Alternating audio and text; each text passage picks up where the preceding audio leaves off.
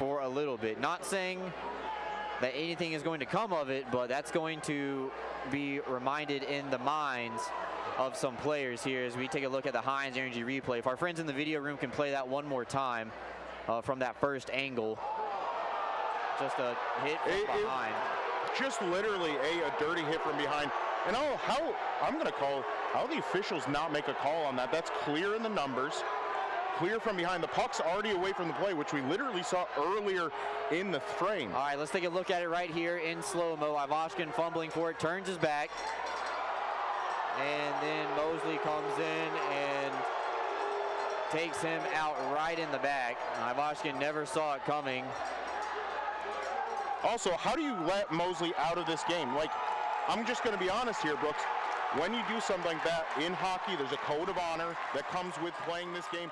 If you're going to commit a sin, you got to pay. What's going on, everybody? This is your host, Sean John, the creator of Bench Minor Hockey, and welcome to episode number 15 of the Bench Minor Hockey Podcast. This is the hockey podcast that covers single-A hockey news and stories from players and staff. And if you are listening on the Apple Podcast, hit that follow button. If you're watching on the video version on YouTube, hit that subscribe button. And today we have Mr. Curtis Mosely, the GM of the Watertown Wolves. How you doing, buddy? Hi, pretty good. Great, happy to hear it. So, interesting weekend. We got a lot of different topics to get to. Let's start with you, though. For the fans that may not know about you, why don't you talk about your hockey background a little bit? I started in Delaware, playing midget hockey, high school league hockey. Stopped for a little bit, joined the Army, went to Germany, and played most of my hockey. I played over in Germany. Our second team there in Bayreuth, I played for Würzburg a little bit and Hosford, both second teams because I was over in Germany in the Army. So asked to play for the first team, but just no time to do that with deployments and stuff like that and work schedule. So I just played for the second team in those three cities. So. Gotcha. And what was that like over there in Germany as far as hockey goes? It was fun. The rink was a lot bigger, the Olympic-sized rinks there. So it was a great time over there. Of course, typically I was the only American on the team. They had different rules back then. I don't know if they changed, but only one American, one thing. So you're already a minority in that group. And then, of course, the obvious, there's definitely a minority out there. So it was interesting going to different places that weren't military towns. Guys seeing African-American guy out there playing hockey was something different to them. Now it's more common in NHL, a lot more of them in there. But back then it wasn't that common, especially over in Germany. So you had to overcome a lot of adversity then. Yeah, no, I just never let it bother me. Like even growing up here, it never occurred to me. I mean, it was obvious, but it never occurred to me. I was never treated that way where it never really bothered me. A couple times here and there, I understand them in Germany if they're talking in German, even though they don't know if I understand German. I just never let anything bother me. Saying stuff to get under my skin, it didn't get under my skin. So then they use the N word, thinking, hey, that's the one thing to get them. And then, my teammates are rushing to fight, but I've always been in the mindset it's not what someone calls you, it's what you answer to. So I just brush it off. I know who I am. I know what I'm about. So I don't even listen to that. I didn't even use the word at all. So. Exactly. Like we were just talking about off air, Yeah. Just be the bigger person and move on. Now, I want to know, you started off as a volunteer with the Watertown Wolves. How did you end up becoming the general manager a year later? So last year, I retired military. I did 24 years in, retired, haven't worked since 2016. Just wanted to enjoy life. After being in the Army 24 years, how regimented that is. And you pick up and go when they tell you to. So I got out in disability retirement and was like, you know what? I'm just going to enjoy life. Scuba dive, be on my boat, jiu-jitsu, and take my daughter to school every day and be around for their activities I missed in the Army. And it was at skate and shoot, and Clarky was there, and I knew Jordan was gone from last year and some other things, and he needed equipment manager. I think when you were there one year, I was taking pictures every now and then just for learning photography. And at skate and shoot, I asked Clarky if he needed some help, and he asked me about sharpening the skates, and he didn't expect me to be there every day, kind of like game day, which was most of the equipment managers previously. Of course, me being retired, not having to work, I was there every day just learning, getting better. And, Coachman helped me out sharpening skates and stuff like that. He was the tester for me and sharpened his skates, and he gave approval, and it just went from there and just learned the ropes of it and was with the guys on the road most of the time unless I had something to do or whatever. But spent a lot of time on the road with the guys, and team was up for sale. knew a guy who sold a mansion, the Taylor Mansion, and looking to invest. So Clark was looking to stay, and he wanted me as part of the team. We became really good friends. We still are good friends. We talk every day. Uh, so we asked this guy to buy the team and stuff like that, and we thought it was a good idea. And uh, from there, I was supposed to be director of hockey operations. Clarky was the GM coach, and so we all know Clarky left, and that kind of bumped me up to the GM role, quicker, and Coachman as a coach from assistant coach, and not a job that I ever sought to look for. I wasn't looking to work. I just enjoyed life the way it was, like just going and coming on my own terms. So I did it, because the continuity and stuff like that, but it's not a job I ever sought. And I could have went with Clarkie to Knoxville.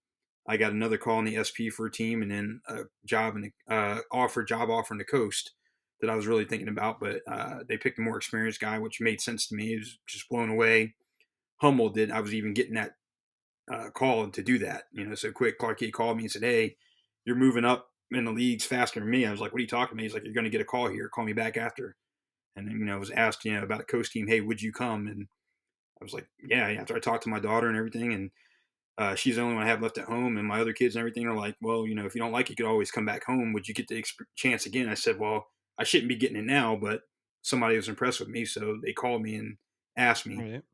Um, just wasn't, I have a jiu-jitsu school as my other business. I don't like to call it a business because for me, it's a helping thing out in the community. But I run a jiu-jitsu school I've had since 2013 that does really well, and it's a big part of the community around here that a lot of people come to. So me being the head instructor there, I didn't know how that would go, and just you know, I do like Watertown. That's why I retired here. As crazy as that sounds, we had a discussion about that yesterday.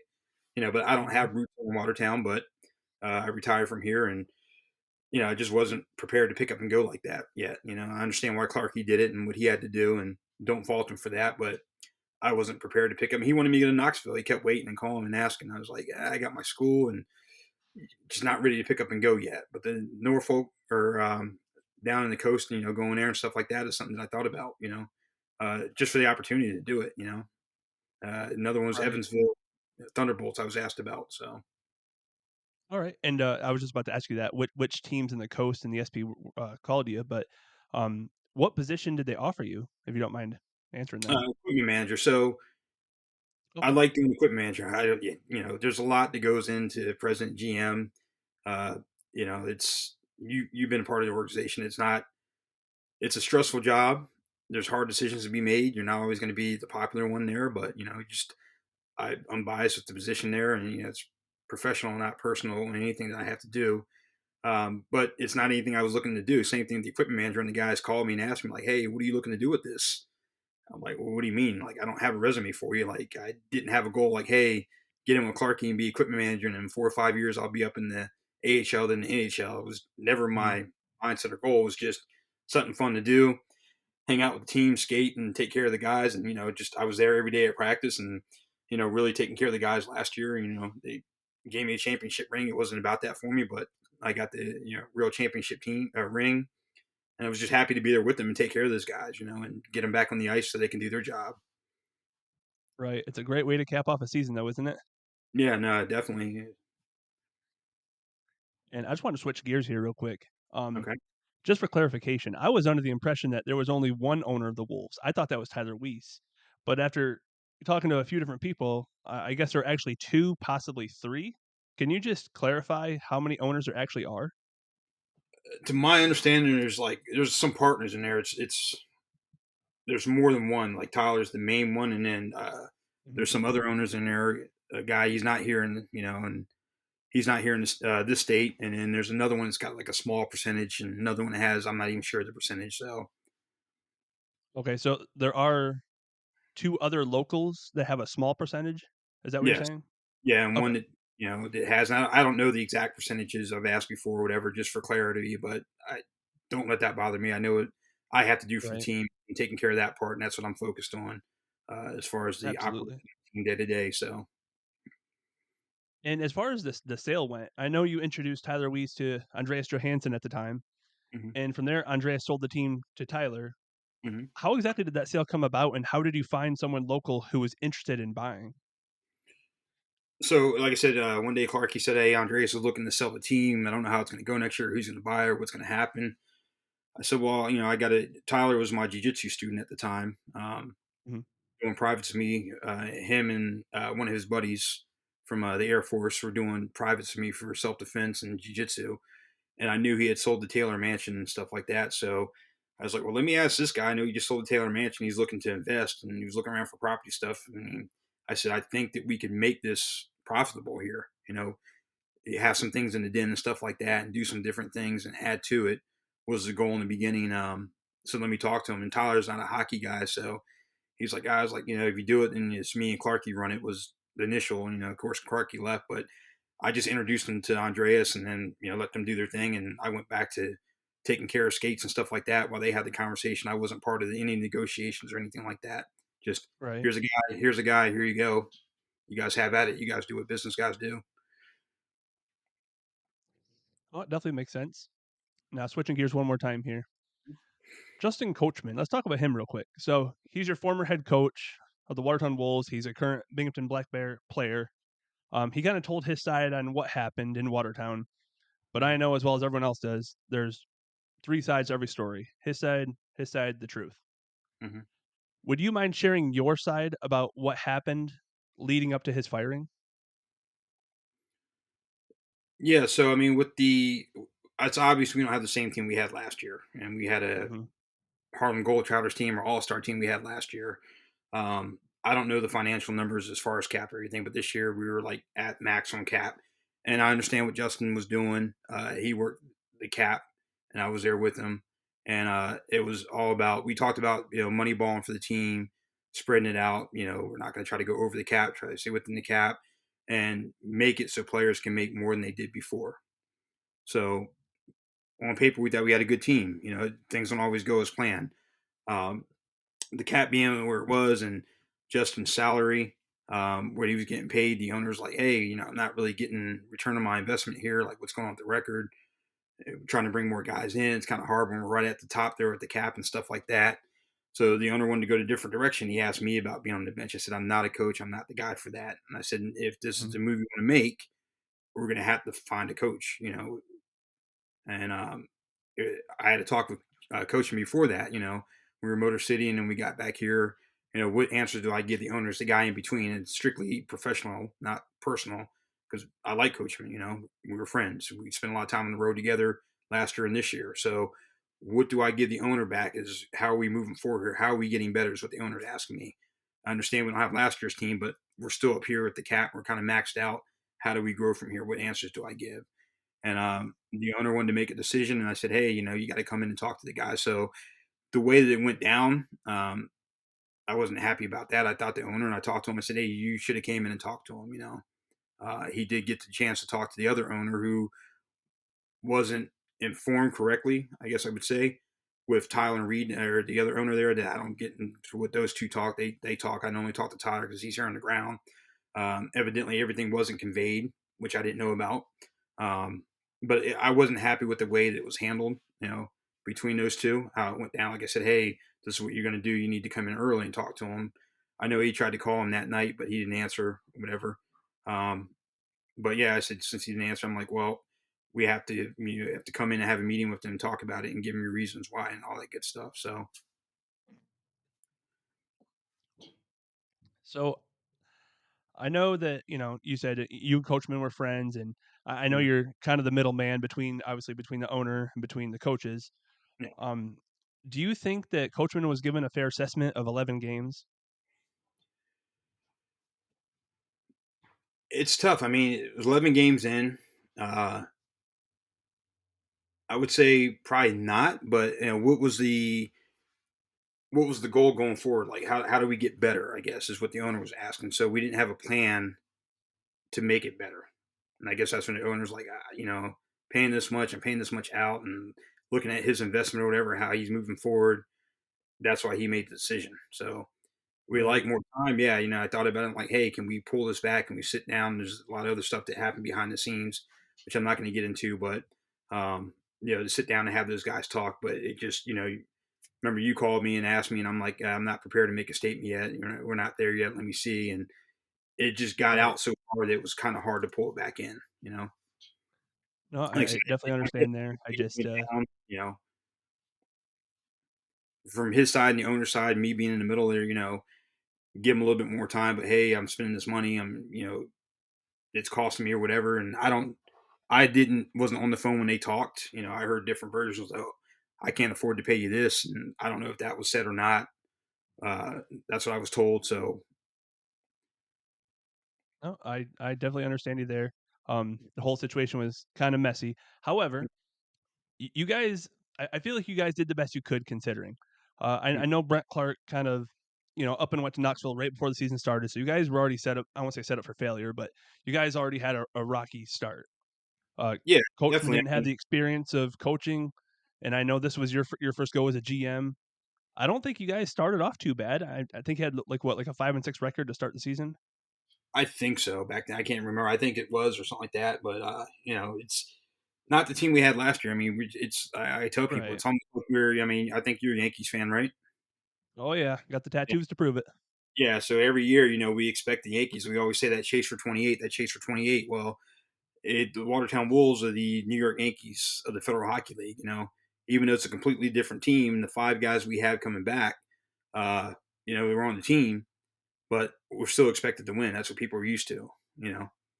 And I looking back, things could be different, or wish they were done differently. Mhm. But we can't go back and change things, right? We get just move forward and see what we got. And like I said, it's still a tough situation now, but doing the best we can. Oh, A lot, absolutely. yeah, a lot of changes in the league this year. There's not all the PTOs where you can play 7 games on the PTO. There's not the taxi squad. I mean, fans don't always know. I'm sure you're always in know of stuff. And what, less than a month here, 20 roster spots are gone in the Fed. We're down to 19 plus 3. That makes it Mhm. tough. There's guys who were playing well. Some of the guys we had to cut, and fans, I read some of the comments. You cut a guy, you took a guy's spot. I didn't take anybody's spot. We were preparing for that. Only reason why I suited up the other day was because the coach was like, hey, got this guy sick. Everybody's getting colds. As you know, up here, it always happens. They all live in the house together. One gets sick and one's Mhm. sick. He's like, can you go? I didn't wake up Saturday expecting to play hockey at all. I woke up expecting to go to bingo, sit in the stands like I do, and away games or vacations for me, and mingle with the fans and talk to them and stuff like that.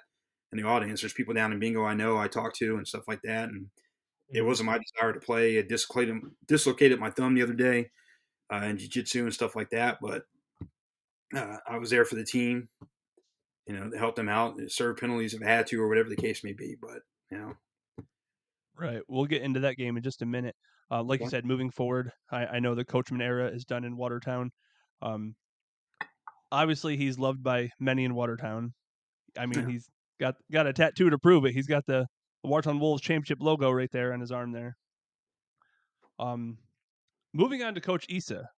Since Mhm. he's joined your club, how do you think he's done so far this season? Started out good. I mean, he's still learning. Like I said, I know he didn't have any pro experience, but uh, going through the guys who are prospective candidates for the job here, having them watch games, look at our lineups, and tell me what they thought and everything. He was a guy, and still talking. Like I said, I talked to Clark. He's a mentor to me. He's a good friend and mentor to me on the ice and stuff like that. And Clarky watching games, with the guys we had in there, players who didn't want to be coaches but stepped up to do it. So we had some kind of direction because I wasn't trying to get on the bench and be a coach and stuff like that. He said a lot of the same stuff that Clarky said and stuff like that. He didn't want to gut our team. I had some of the candidates like, hey, I can be there tomorrow or Tuesday and I can bring 9 guys and a goalie with me. I'm like, well, that's half our team and, our goalie. So, how do you gut that? So he's the one guy saying, hey, I have some guys I coached that would come, but, we'll let you do it. He wasn't trying to gut the team out and everything. And he's Mhm. very passionate about it. I mean, he's still young, or not young, but young as a pro coach. His first time in the pros. He's been around a long time, very passionate, desire. Was he the perfect fit for us? No, but there wasn't much out there at the time. There's another coach that called, and nothing against him. I don't know him. Uh, he had just left another organization. So did we bring him in here? And he just left another organization in the same league. I called some buddies I knew and asked them what they thought, and they said, they gave me their opinion, and I valued that. I talked about bringing another guy back. I think I talked to you about that. He couldn't do it; it didn't work for him.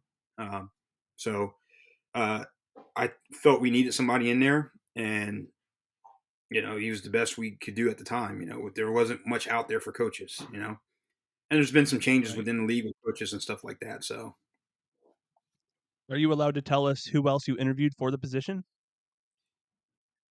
I mean, I got some calls. It was a guy from Sweden, but we had to wait on visa issues. Of course, Espo called and stuff like that. I don't know him personally, but I know you know him, Kraz. Do. You know, Yep. try, Worked with him yeah, in 2016. yeah. So we tried to get Kraz back because he's a fan favorite here, and he was Smitty and everything. And talked to Smitty, and we tried to get him out of the mines, and he just couldn't. He didn't want to leave his boss hanging. To replace somebody, Mhm. is what he told me. So we couldn't get Kraz back. Kraz was the first, and it's the Fed. Everybody's got quirks about them, different things. You've been around long enough, so you know that everybody's got some kind of baggage or some kind of issue. So um, I couldn't get Kraz, and like I said, other options weren't options that I wanted to go with that I felt comfortable with. The gut the whole team to start over again like that. These guys have tried If you really. would have offered him some Tully's gift cards, he would have showed up no problem. Who's that, Kraz? Oh yeah. Well, There's you a should. reason the guy's got 3 rings. Yeah, yeah, no, I know. Talking to Smitty gives them a lot of people and stuff like that, and was in talks with other people about yeah, he's good, and you get the help of Smitty with him and stuff like that. So like I said, I personally don't know him. I wasn't here when you guys got. I was here, but I wasn't at the games when they won those championships. But I heard nothing but great things about him as far as that side of it. Like I said, every coach in the league's got some kind of quirks probably about him. We all do. Hmm. But it's a different environment, different things happen under different circumstances. So No, absolutely. And speaking of Watertown, so Watertown has a rich history in the FPHL. They're the longest standing team and the only team with multiple championships. With the FPHL growing each season and bringing in large markets and larger arenas, what do you guys have to do in Watertown to stay relevant? And what do you have to do to make sure that hockey stays in the North Country? just the fan. I think we got a great fan base. It's just like Yankees fans. They're up and down. If you're winning, they're great. If you're down, and you lose some games, they get on people. Trade a fan favorite for whatever reason. We went through it. You guys went through it. You were there, I think, when Kyle Powell was traded and George and all that stuff like that. Some people were happy. Some people were bad. Mad. It's a flip of the coin sometimes. You just got to do the best you can and keep fans happy and stuff like that. Different fan experience stuff. And that was the goal this year. Right. Financially, I don't control the team that way. Getting ideas out there and uh, doing different things. We keep the den stocked up with different merchandise now, and fans seem to be happy with that. Sales have been good there. The Hmm. wolf head, that was pretty cool for kids to see and stuff like that. There's a Right couple on. other we had that we planned, but they didn't get done for various reasons. So No, but I mean, overall, I mean, the presentation looks a lot better. Oh, speaking of the presentation, so the wolf head, definitely cool. I've never seen anything like that. Well, I saw the Mississippi Sea Wolves have something similar, but that's a pretty cool addition to Watertown. I wanted to ask about the production. You guys, I'm not really sure what happened, to be honest with you. Your YouTube is now down. You guys switched over to Steve Weed Productions. yeah, so about making things better.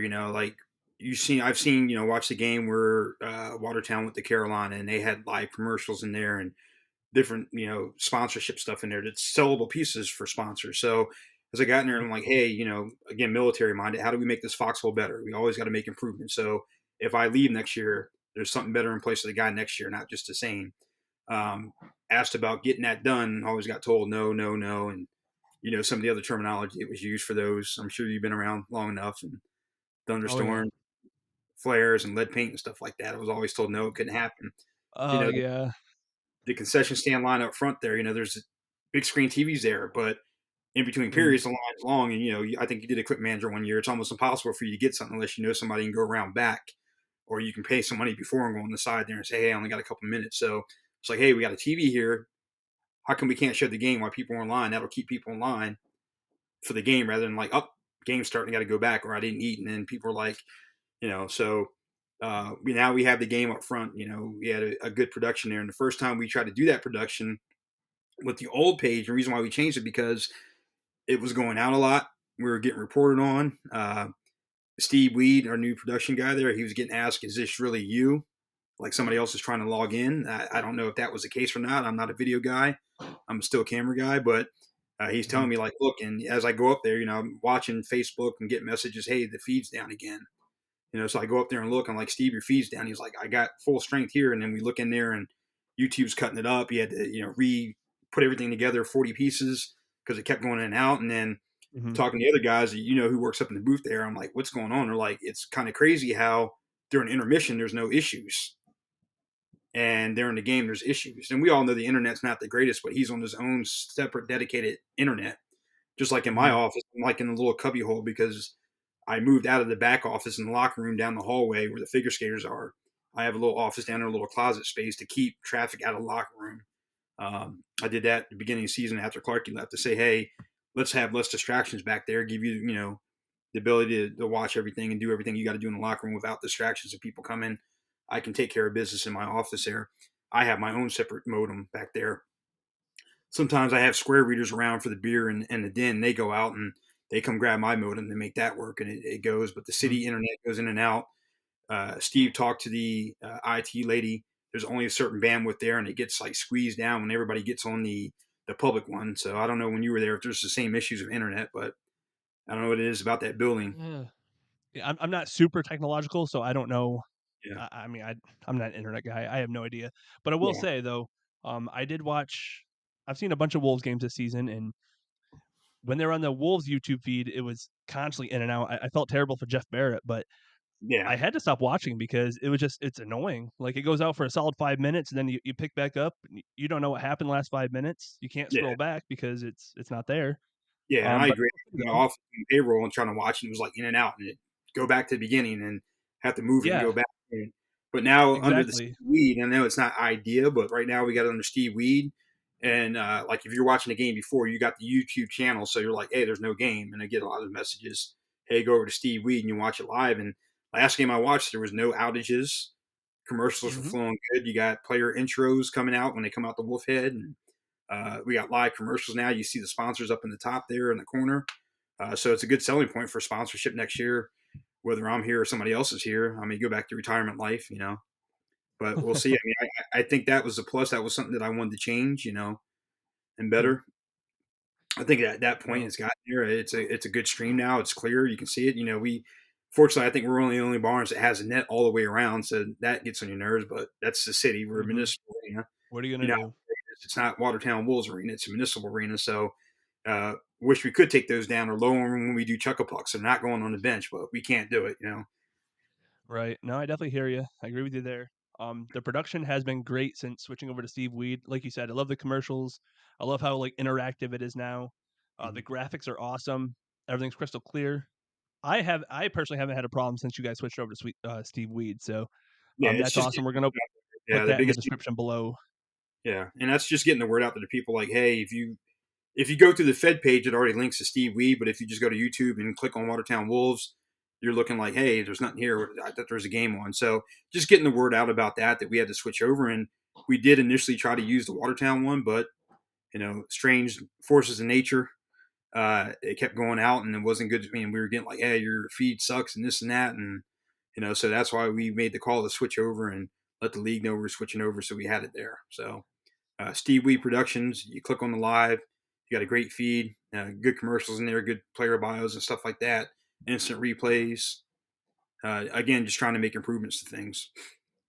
Exactly. I fielded a lot of messages from opposing fans. Obviously, when Mississippi came to town, I took so many messages. Hey, I can't find the feed. Where is it? So, Yeah, if you are listening and your team is going to play the Watertown Wolves in Watertown, it is now Steve Weed Productions on YouTube. Go to the Fed page. The link is there, and we will yeah, also put it in the description below. yeah. And we'll start. I'll have our media guys shoot that out more often now too, as we got that and it's up and running. And, a lot of the stuff that he's doing on it now is stuff he wanted to do before under the old Watertown page, but like he always tell me, hey, I got to be able to get it out the door steady first before I do all this other stuff. And there's still more to, Mhm. to go with that. We're not done yet. Now we got a good feed and we had two or three good test dates. So everything ran good. So now he's looking up more and more to it. And like I said, again, it's a good sponsorship selling tool, you know? Exactly. Agree 100%. And speaking of, the production there in Watertown, let's talk about the rink itself. Mm-hmm. Now, what does the lease situation look like there in Watertown? Because I know last year there were some talks about possibly moving back to Alex Bay, And then I seen that there was an $80 million sportsplex that's in the works for Watertown. I know it's not like anytime soon, but are there any chances that the Wolves move to Elks Bay or move over to the sportsplex, or are there no plans at this time? Yeah, I'm not sure yet. I've heard both scenarios. A-Bay was supposed to open back up. I don't know if that's happening or not. And we looked at that, the distance. Would the loyal fans of Watertown want to drive to A-Bay? I know some A-Bay fans drive down. That's a tough one. It's not like right down the street. And that's, during our winters up here, that's a tough drive. It's another, 20 Mhm. minutes up the road there and right there by the snow belt. Um, so that one, I don't know. We haven't been in any talks, with A-Bay about that. I don't even know if that rink is still going. I seen something Last about year, it. they were supposed to be doing some renovations, and then COVID kinda shut some of it down, and, I mean, I would have Yeah, to dig deeper into it, but I yeah. was just curious if you had been in I touch haven't with seen any them or. moves. Yeah, no, I have never talked to him. I haven't seen any moves, and uh, a friend of mine linked me in. They wanted to show us the plans on the new proposed Mike. I think it's Mike Sherman facility down there. What they were trying to do and stuff like that, and we were trying to have some input if we would move there. And as years down the line, it's not getting out of our lease. We have a lease. I want to say 2 or 3 year lease. I can't remember the exact. The owners they negotiated that with the city, so we're still in the city for next year for sure. I want to say the next 2 or 3 years. Okay. That business is, the ground's breaking out there, and they're still trying to secure some funds for it. But they showed us it looks like a beautiful facility. It'd be great here for the North Country, a big event Mhm, like that. Usually high school football goes down in the Carrier Dome, but that would be a good spot for it too, especially Indian Rivers up here. mhm, Concerts and stuff like that. It's something to be great for the area, honestly. From the plans I've seen, and if they do it right, like Elmira's got a great barn. Binghamton's got a great barn. So it'd be nice to have a big barn like that. I don't know necessarily. People get excited and say, "Oh, we can move up to the SP then or the coast." Like, there's a lot of financials that go into that people don't understand. Like, it's not just your team's great, move up to the next lead. There's a lot of financials that go in that too. You have to mhm. secure and all A those other stuff. lot. Yeah. So, but those parts of it, I'm not in the lease part, negotiating anything. If the team moves somewhere else or if it sells, I'm just thinking about this year right now and trying to make improvements. And like I said, everything I do is not going to be correct, but doing the best I can here. And he said I have opportunity to leave, but I'm here for the team, for the players, and the city here. We talked about it before. Like, we had talks, and we love the city. Show pass wasn't a popular idea, but it's getting better now. People were embracing it. Like the other night, we almost had a sellout crowd. To have a seat, there was no seats. Like if you came with your family at 7 o'clock, there wasn't a seat for you and your wife and your daughter. You had standing room Mhm, only, which is for you. But that's what we tell people: hey, show pass, you can get your tickets in advance and have your seat. So if you look at warm ups, traditionally when you were here, warm ups, it would already start getting packed because now you got to fight for your seat. Now mhm, you have a seat. So, and the reason why we did that, I know change, being military, resilient, we're used to change. Battalion commander, squad leader, everybody changes out every so often. There's always constant change, so you're used to that. So I understood people's frustration with the change, but when they tell us what the issue is, we're able to help them with it. I always tell guys like, "Hey, this is stupid. I don't like this. So I can't fix stupid, but what's your issue? I don't have a smartphone. I don't have a printer at home. I got one guy. He doesn't have a smartphone. He doesn't have a computer. He doesn't have a printer. His phone is still a landline with the cable on it. So he'll mhm, call me for tickets, and I put him in there and print them out for him. So it's not that you can't get tickets printed out. You can. I'm there at the rink in the morning. You call, stop by. The girl at the front desk knows how to get hold of me. I can put them on hold. It's just that we're not printing out 1,500 tickets to throw away half of those tickets. I mean, look at the historical records there. We sold about half the stadium has been, the last couple of years. I think the best looking back at it was 888 was the average. That's half the mhm, stadium right there, you know. So we're at 740, 750 right now.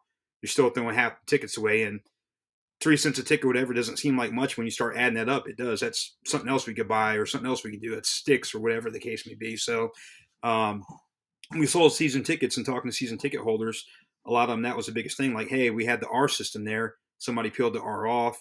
You argued security guards. Well, I don't know. Was there R there? I don't know whose seat that was. Yeah, I've seen you there before. That's where you're always sitting, but I don't know that's your reserved seat or you just saying that. So now you have, hey, I'm in section A, row A, seat 1 and 2, then we can move people right. out.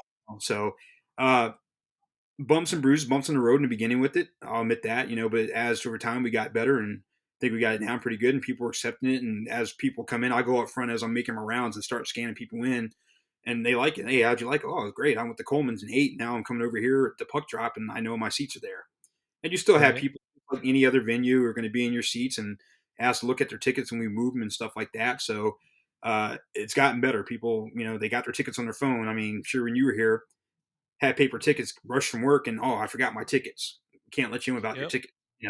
I got to buy tickets again. Now they're mad. You can't just let me in. I'll bring them back tomorrow or whatever. Now you got them right on your phone, or we can look you up in the computer. Oh, Sean Johnson. Yep, you got 3 tickets. Here you go. You're checked in. Go. So it's gotten Exactly. better. There was hiccups with it in the beginning. It was new, and I was there to help anybody to get through it. Printing tickets or showing you how to do it.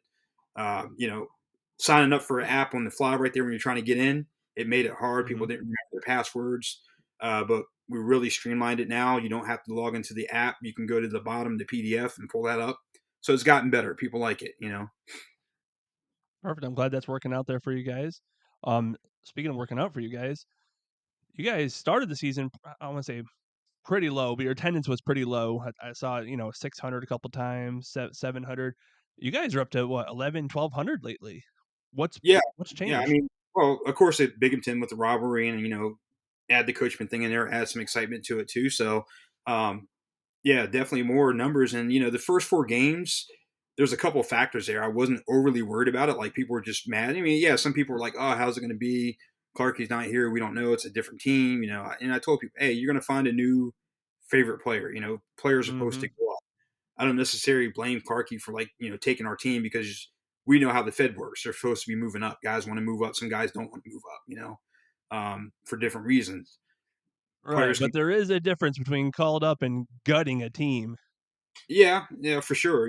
So and some of those guys, it's a decision they made. It wasn't Clarkie saying, "Hey, you have to come with me." It's like, hey, you know, they can play at that level, and of course, he wants to be successful too. So yeah, guys want to follow him. Hey, I'll go with you if you'll take me. If not, I'll be here, and you call me up whenever. But the first 4 games we had, we were fortunate to start with home games first 4. That helps you build because every away game is a loss for you. There's no gain there. It's not like we split profits here. So every away Mhm. game, like I felt bad for Columbus. They had 6 away games at first, I think, before Yeah, they I were. think they started the season. Yeah, Yeah, that's brutal. So for Jeff, his pockets, that's a hit right there. Unless you're selling jerseys or whatever else, but that's pretty tough. So we were I think he's fortunate. making up for it, hitting 4,000. Oh yeah, definitely. I mean, he's that area down there is a hotbed. And they got a great team right now. So Yeah, they um, do. so for us, the first 4 games, and there's a lot of factors there. I don't necessarily think that people were just upset not coming. We had the anomaly of 70-degree weather both weekends. We had home games. We had That's sectional that's rough football. for Watertown. That's Yeah, rough. yeah. I mean, I told people, hey, 70-degree weather. I would have been out scuba diving and on my pontoon if I could be. I mean, when me and Coachman Hmm. went up to my boat out the water, I wanted to take it down the river for a little bit because it was so nice out, and that was like mid October, end of October when we took my boat out the water when the last supposed to be taken out the water there. So, the nice weather, which we paid for later on, was a factor in it. And that's why I told people I'm like not overly worried about it. It's going to pick up. People were mad about the show pass and the hiccups there in a little bit. It was rough. The warm weather, sectional football. We had Indian River. I think Carthage was doing good. I believe were the 2 teams that were doing pretty good. General Brown was doing Yeah, good. typically General Brown, Carthage, and Indian River are up there for high school football. So they were doing good, and they're right around our game time, and they're different places. And then hunting season was the start of hunting season. That was another factor. And as funny as it may sound, you know how it is up here with Sonic and stuff. Chick-fil-A opened up. People were lying 3 o'clock in the morning for Chick-fil-A. I was actually going to make a joke about that. I was like, man, I think that Chick-fil-A had more attendance than the Wolves did one game, but I honestly, yeah, it's probably an accurate I statement, think it dude. was true that the opening day. I really believe that. I mean, guys, there was a lady who was out there 3 o'clock in the morning to get Chick-fil-A. I mean, it's at the end of the day, it's a chicken sandwich. It's good, but it's not that good. Like I want to get 3 o'clock in the morning and go to work. Those days you get called in alerts, like man, like for a chicken sandwich. But they were out there, and what Watertown is Sonic. We had the same thing. We had the line all the way around the Hilton Garden Inn. What else opened up around here? New restaurants. Anytime they opened up new, everybody was out there losing their mind, like they've never had it before. Like, is it magical chicken sandwich or something? Like, but now our Chick-fil-A line is probably the easiest to get through all the other ones I've seen. Right. When I go down to Delaware, like, yeah, I'm going to try Chick-fil-A. Everybody says it's good, but I'm not waiting in that 20, 30 car line to get Chick-fil-A. Up here, you can pretty much get Exactly. through pretty quick. So, it dies down. You know how it is here in spurts. It's just a nuance of, wanting to be the first to get Chick-fil-A in Watertown for some reason, and people are willing to do that. And so, Yeah, y'all are wild. And for yeah, those that have never been to Watertown, there's nothing there except for Watertown Wolves hockey and food places. So when a new restaurant or a new, I don't know, Chick-fil-A opens up, people lose their minds. Moving on to this past weekend. yeah. So I know I've seen a lot of comments online. Let's just Mhm. say this. So you guys had 4 players that were sick that could not make the trip, correct? Yes, 4 players sick, injuries. We got a couple guys down with injuries. Some of them may be season ending. We don't know yet. We're still waiting for prognosis on that. But yeah, we're pretty banged up, and guys getting sick. It's that time of the year. Temperatures changing. Guys live in the same house, and just getting sick. So some guys tried to battle through it Friday and play, and come Saturday morning, got up and at my jiu-jitsu schools, I had a seminar going on and get a phone call. Hey, could you suit up? I'm like, are you serious right now? Like, it's my Mhm. vacation time to go on away game, just relax. I'm just to sit up in the stands. And so I suited up and, didn't know what I could do for the team, but suited up and, you know, hitting a Ivashkin. It didn't go the way I planned it to go. It wasn't intentional trying to hurt him or take him out or anything like that. Never been a player like that. Mhm. And, uh, different people look at it differently, whether it's our fans or other people, whatever.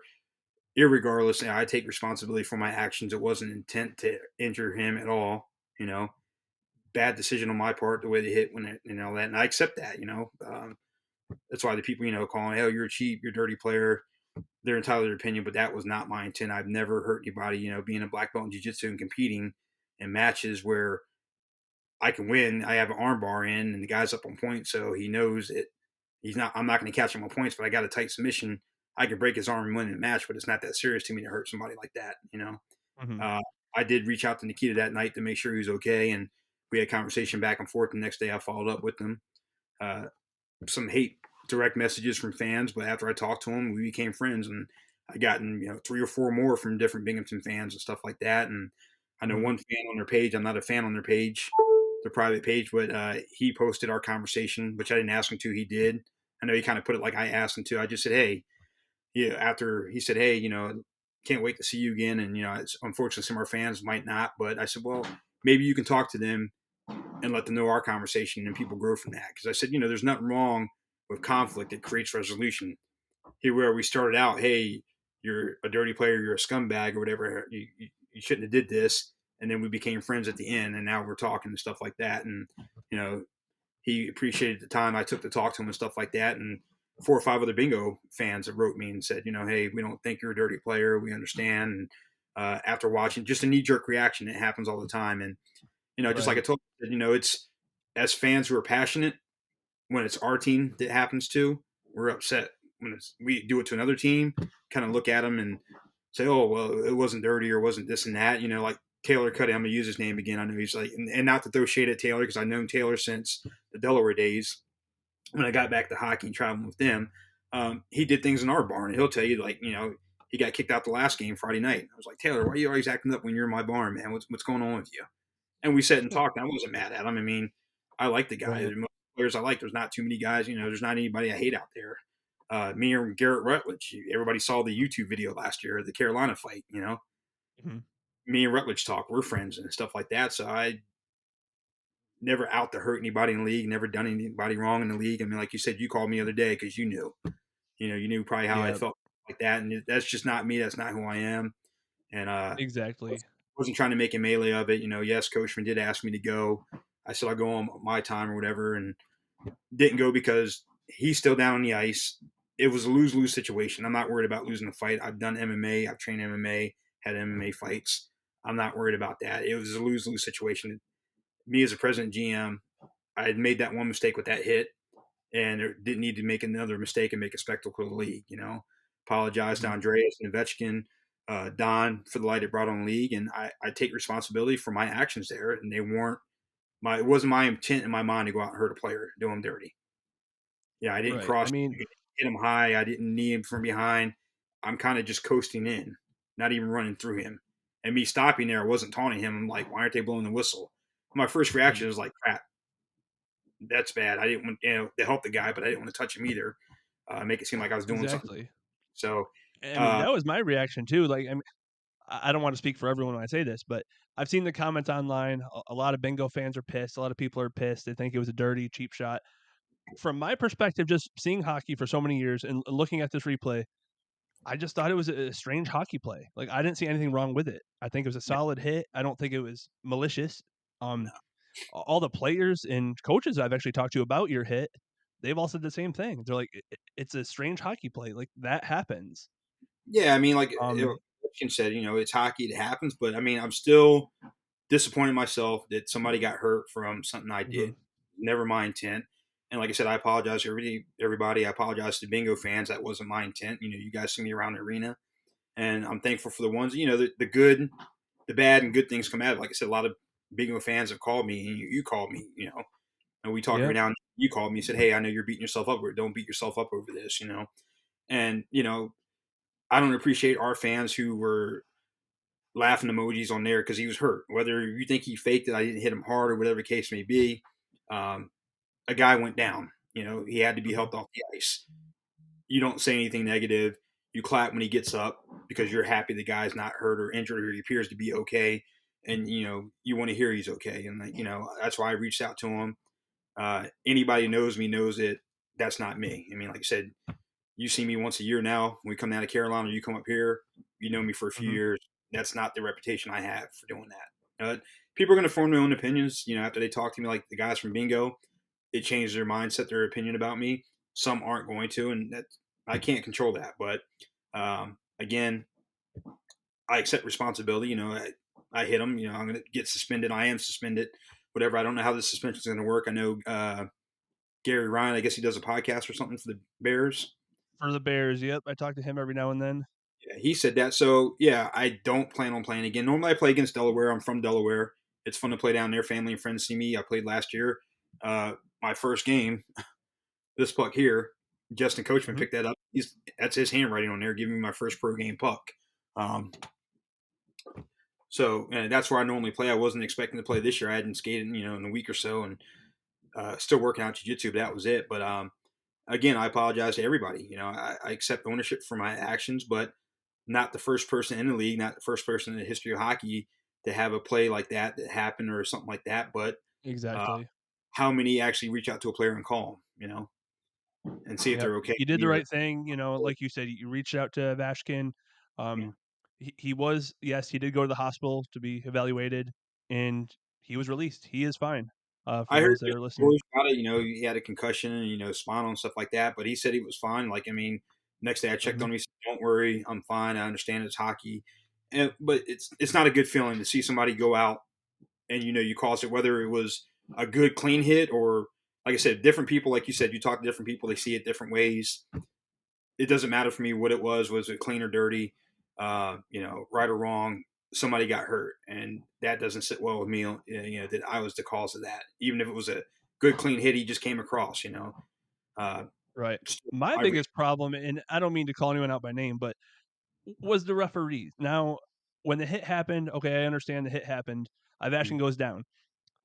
But and I understand the rule is, you can't blow the whistle until your team has puck possession. Got it. yeah. But if a player is motionless in front of the ice, I mean, come Yeah, on. and I worry about the rule too, but I felt the same thing. I'm like, I got it. You don't blow the whistle, but the guy's down. He's not moving. And like I said, Right. He was motionless. yeah, I was. That's why I was like, help the guy, check on him, is he breathing and whatever. First aid certified from scuba diving and Army life and stuff like that. Not my school to help the guy, but I said if I touch him, I don't know what the injury is, and then the players from Binghamton think I'm doing something to him or taunting him, which wasn't the case at all. It was like, guys, blow the whistle. I didn't join the play, hit him, and just take off. So Right. that confused me as to why, and I don't know why I didn't ask the referee. And then initially, nothing was called, and I know there's no replay in the Fed, but I think that's why the penalty got called, which is fine. Like I said, I asked the guy, "Do I need to go to the box?" He said, "No, there was no penalty called." So you see me getting back on the bench, and then he comes Mhm. over, he's like, "Hey, you got thrown out the game, interference." It's like that's a weird call, but okay. So they Then came up with the penalty after the fact. yeah, and Or then you're saying it was an elbow, and I don't know if the what angle they saw, there wasn't an elbow there. I watched it over and over again, and I stayed in the back, not because I was scared to come out, but because I just didn't want the league, put that light on the league. There was no sense in me coming out. I know players come out and watch, and then fans say stuff, and then stuff like that happens. I never want to put the league in the light like that. Do anything to embarrass the league like that. And like I said, the hit, good, bad, however people look at it, I feel bad because somebody was hurt of my actions, and I Right. take responsibility for that. But generally upset and sorry about that. Like I said, I reached out to everybody, talked to Andreas, and he said, I know you're not like that at all. People are still going to have their opinions, uh, Mm-hmm. good, bad, or indifference. But they're entitled to their opinions. But those who know me and reach out, like I said, I don't comment on the Facebook post. I don't like them emoji or anything like that. Yeah, gotten kind of tired of Facebook because people just use it as that platform. But the people who have DM me and stuff like that, even if they said, "Hey, you're dirty, can't stand you. Wait till you come back," okay, you're entitled to your opinion, and we just keep talking from there. And we built a rapport. Like Right. I said, lots of people from Binghamton fans I've never talked to before, probably seen them in there, but never talked to them. Were just sending me personal messages and not even friends on Facebook. They're just sending me message requests, and I read them and like, hey, So that's Right. cool. I thank those guys for it. And again, let everybody know, uh, my apologies. The league and the fine comes. I know, like I said, Gary Ryan was asking like how will I serve the penalty. Well, one, I'm not the way I was put on the stats on the transaction sheet as a player assistant because I asked the league. I said, hey, normally I play. Last year I played at the end of the season in Delaware, give guys a break for the playoffs. And it's my hometown or whatever. So that's where I normally play at the end of the season when it didn't matter. I played 2 games last year, one there here. That's when I planned on playing, not anywhere now. Um, so how do we do that? Do I do it as a celebrity player or, because that's all different this year, last year Mm-hmm. I did It's PTO hot funky. swap with the guy. Yeah. So he came in, we hot swapped this year. So I was told, hey, put yourself down as a player assistant, which I was told that before. There's another team that has somebody in the same role as me who's a player assistant so he can be on the bench. I said, no, my job's not on the bench. My job is out Mm-hmm. running operational stuff. So I didn't want that. And I was told to put that down for this so that I could play whenever needed. So the plan was to take me back off that anyways. I never planned to be on the bench. I didn't take Right. anybody's spot because we'd already cut down in preparation for the deadline coming up, that first cut. Uh, Making moves and seeing have an open roster spot just in case there. But like I said, the timing of it, waking up Saturday morning about an hour before the bus is going, you didn't have time to get a jersey for somebody else and stuff like that or re-sign somebody. So I Mm-hmm. had jerseys already done, and that's why I got in there and stuff like that. And it wasn't a high expectation for me to do a whole lot. I'm a guy who likes to go in front of the net and block the goalie and shoot. And I told the guys, hey, we start going north to our goal, the score, I'm going to the net, and that's, never got there, but that's where I go to the net and sit in front of the goalie. And the defense tries to move me out. And I'm pretty solid on my feet from years of jiu-jitsu, and Mm-hmm. dealing with NCAA wrestlers and stuff like that. So I'm pretty solid on my feet. But Right. Well, you got out there. You didn't have a whole lot of playing time because, like you said, you got kicked out. well, even if I didn't get kicked out, I didn't expect to have a whole lot of playing time. It was there if they needed me Right. or whatever. And I'm older. It's hard to not play a lot and you cool down. When we played in Delaware, I think it was Delaware. Yeah, when we played in Delaware the first time, uh, Clarky had me out there, like double shifting. I'd come off and I start feeling better. As we got better in the Mm-hmm. game, he's like, "Hey, you're going back." I'm like, "All right," and I started feeling like, "All right, now I'm warmed up. This is better than just sitting on the bench getting cold because I don't warm up as quick." But Mm-hmm. back when I first started playing, I'd be at the rink from 6 in the morning to 10 at night. But now it's like, hey, one game's enough, and I'm tired, I'm aching, and stuff like that. But Mm-hmm. I can still play. I know some of the fans are like, oh, he doesn't know the game, he can't play. I played at a decent level. I still stay. We play the Clarkson ROTC team and stuff like that. A bunch of young kids. I hang with the young Right. guys. We got guys up in the Bay in the men's league who play good and stuff like that, and played in the Well, you got the Mountaineers and yeah. I skate with the what Mountaineers else and was it? The what was the Army group called? I know there were the Mountaineers for the skate and shoot, but the all Army Army maybe. team, yeah, we play against those guys, and Mm-hmm. we got the men's league here. I just don't play because I don't have time. But I played some games in there last year, and Kohler up in the Bay, he has the Tin Cup Ice Palace Challenge. I played in that, and I had 6 points in 2 games, and some of those guys are pretty good. Some of the guys, Jordan Trudeau, he played in that game, and Mm-hmm. Nate Miller. Some of those guys are pretty decent players, and I hung out them.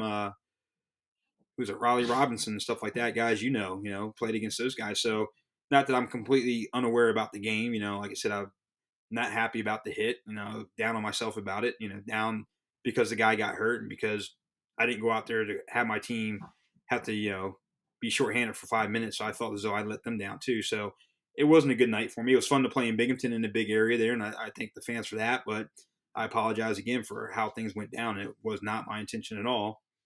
I know some people will believe that, some people won't, but me, sincerely from the heart, judging by my actions and seeing my past, there's not many people. You've been around the rink, my son. How many people Oh have yeah, something bad to say about me or my son?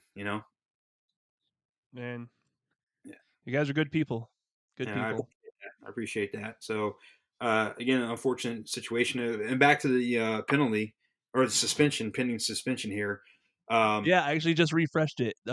Still nothing. So, Yeah, so I I know was actually Jared. going to ask you, has the league kind of gave you any inclination on what your suspension may be? No, so I talked to Paul Gene. I said, hey, look, I mean, I don't want the aesthetics to look like, okay, he's suspended for whatever games I get, 2, 3. You never know this year with the league because it's just crazy. So Mhm. whatever I get, I mean, I guess from my understanding is that I can't release myself from player assistant coach. I guess it's going to hold a roster spot as possible could happen. But suspended from games, I don't go on the bench anyways. We go to Danbury. I'm going to be up in the.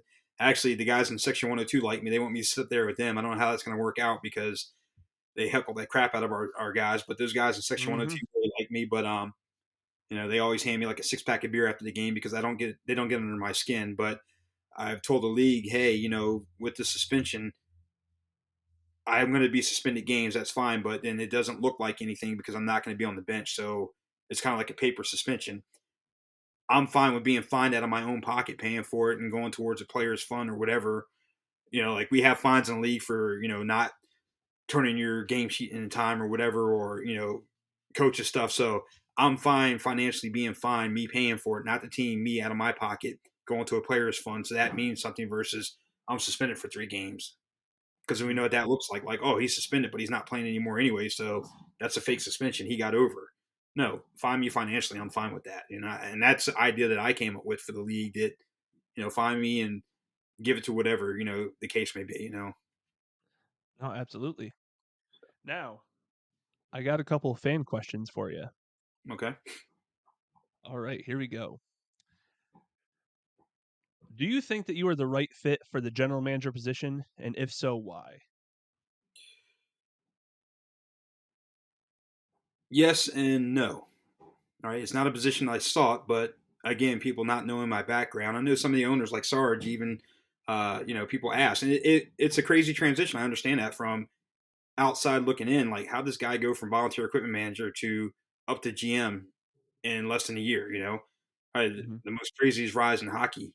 What people don't know is 24 years in the military, I had sergeant major time, probably overqualified as far as management because I was in charge of over 800 people, soldiers and Mhm. families. So, as a former soldier, I mean, sergeant major, that's a big position there. First sergeant, I had a Huge. big company, I had a HAC. So, management leadership wise, I think more than I'm capable to. You know, navigating around the league and some of the stuff that goes on in the league, sometimes I could be over my shoulders. I've learned that you can tell somebody, hey, be upfront and honest with me, but they may not always be upfront and honest with you. It's a business for the guys, and I don't have any issues with any of the owners or anything, any general managers, coaches, but at the end of the day, they're looking out to better their team. And that's the part I have Mhm. to learn where if I'm a first sergeant or a sergeant major of a company or a battalion and you're a sergeant major, we're looking to help each other out because we know we go together and we're a team. We're part of that boss slice from the military. Here, yeah, Mhm. if you got the Carolina Thunderbirds, like, oh yeah, you'll make it seem like you're helping me out, but really you're looking out for your best interest. And that's just a part of it you have to learn. I don't want to say cutthroat, but again, I'll help you, but I'm still looking out for my best interest at the end of the day. And Exactly. I don't like to be a cutthroat person. I'm upfront. Like we got guys that went, not everybody understands some of the trades and how they work here. They get mad and we're giving all our guys away, releasing this guy. Um, they don't always understand everything that works behind the scenes. So, and I'm still learning that. And like I said, I didn't come in here and think I'm going to be the best general manager ever. It's a position that I got into because Clarkey left and we needed somebody. Like, how do we keep this together? Who's here? Who are the players? Exactly. And that's why I stepped up and did it. And like you said, thought about walking away, and people said, no, don't walk away because, it's going to be hard to maintain this without you, And I'm not the best thing since sliced bread, but every day I'm at the rink and I'm doing my best and to make this thing and keep it going. And not everybody's going to agree with that, and that's their opinion. Right. And from me knowing you for a few years now, like like I said, I think you're great people. I think you're a great leader. You have the capabilities. It's experience, and you're getting that right now. So as time goes on, you're only going to get better.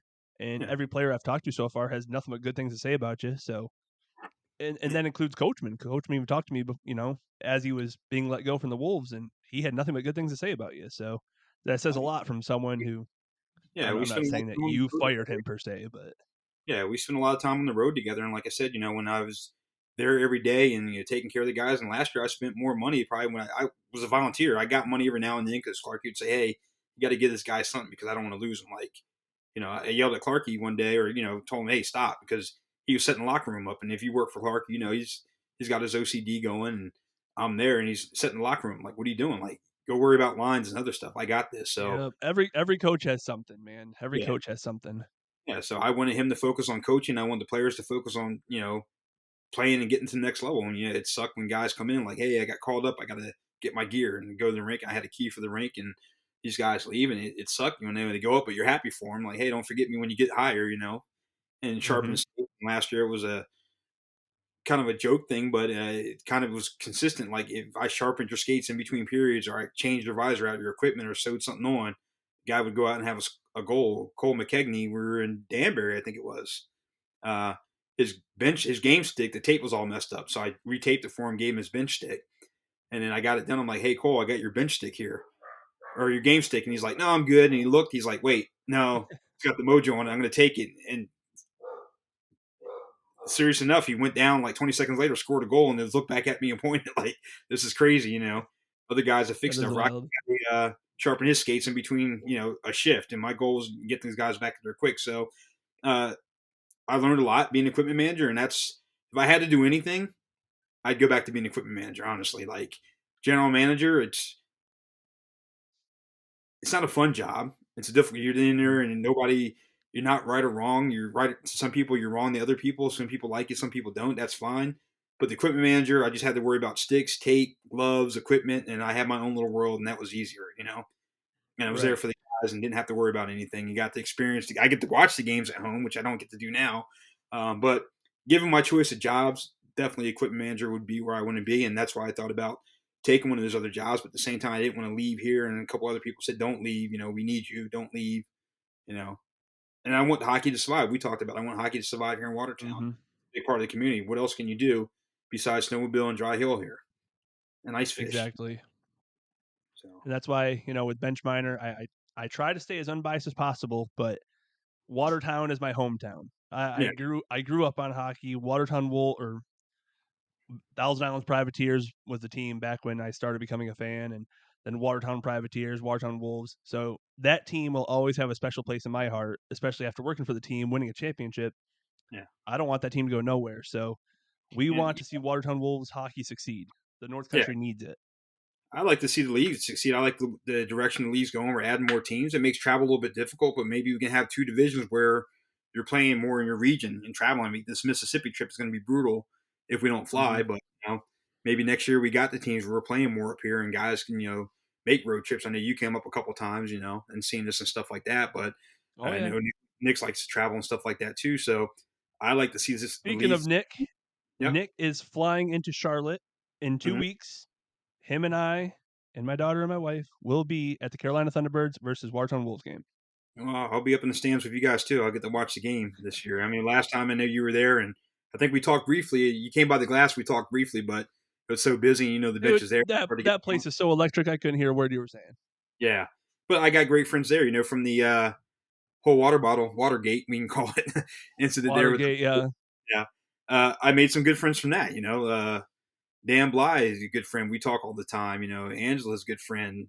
Uh, Lots of good friends there. Me and Rutledge talk all the time. Like he was steaming and thought I was good enough to say something to him. No, I was holding the glass because I've seen the glass fall and sticks. And like I said, if that glass would have fell, then that game probably would have been done, and tomorrow night's game would have been done. And I got a call from the Hmm. referee, and they wanted to make sure that nothing inappropriate was said to him. I said, no, I think Tommy Cardinal was hitting me with his stick, not hard, but just hit me. And I told him, yeah, you hit me with your stick again, I'm going to take your stick and break it. And Jacob Snops, I like the kid, but he was talking crap. And I'm like, you don't even fight in the ice. Like, be quiet.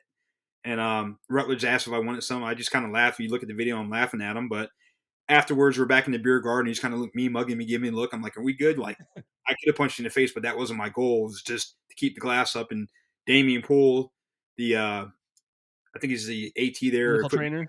So, yeah, he was there, and we were in the middle there. And to this day, I don't know how I didn't get hit with a full bottle of water. And they were flying from both sides there, and it wasn't a great night for that either. Another thing that bad black eye on the league for that, but it happens. It's hockey, you get passionate and stuff like that. But from those things, like I said, the bad, there's good in it because I made some friends, and like I said, me and Rutledge talk all the time, and I got favorite on all the teams there. Johnny Ruiz, I love to watch that guy play. He's so amazing, Petita, Dustin Baker, Cody Oakes, helped me out. I gave him a ride when their bus broke down, I think, here, and he was really at him like, hey, I owe you a favor. Well, I cashed that favor in when I rented a car, and the Hertz where I rented from the hotel, they were closed. So he took me out to the other side of town to drop my car off because we were leaving on the bus, and they weren't open back till Monday.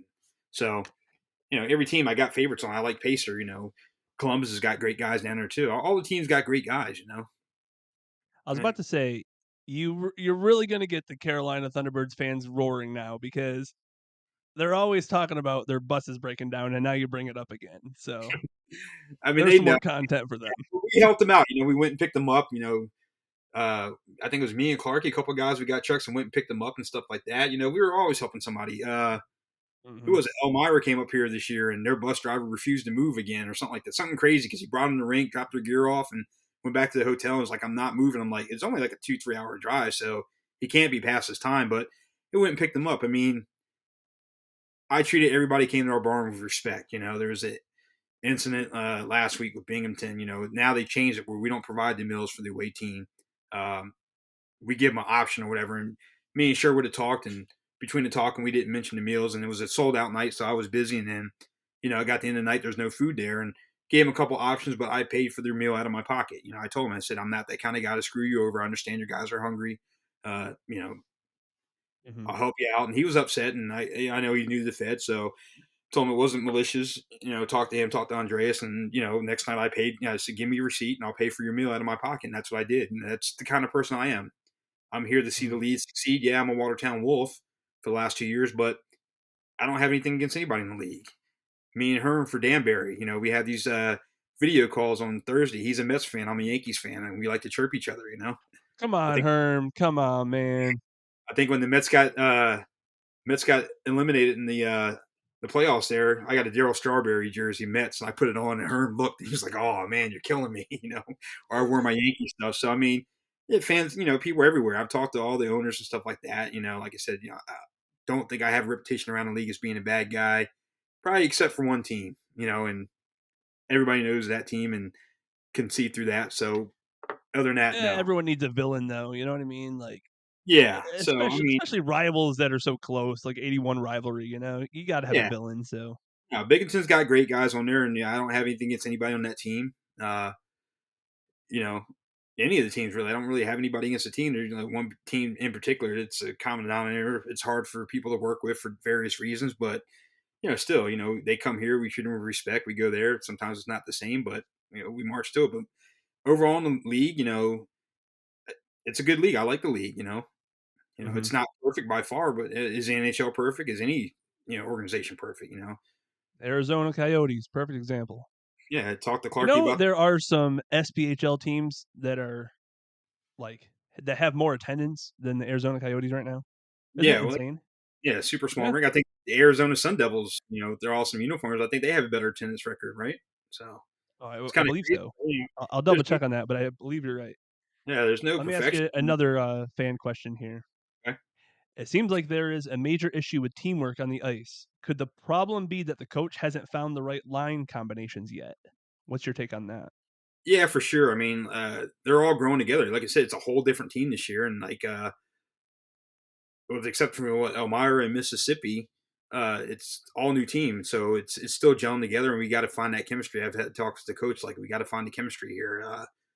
guys playing together, the right combinations. And, it's hard when we got a lot of guys out right now. We got some key guys out with different injuries. Some of them may be season ending. So going through the bumps and bruises of that, we've faced a lot of adversity, new all the way from new owner all the way down to, new coach, whether it was Coachman here or Hmm. Steve now.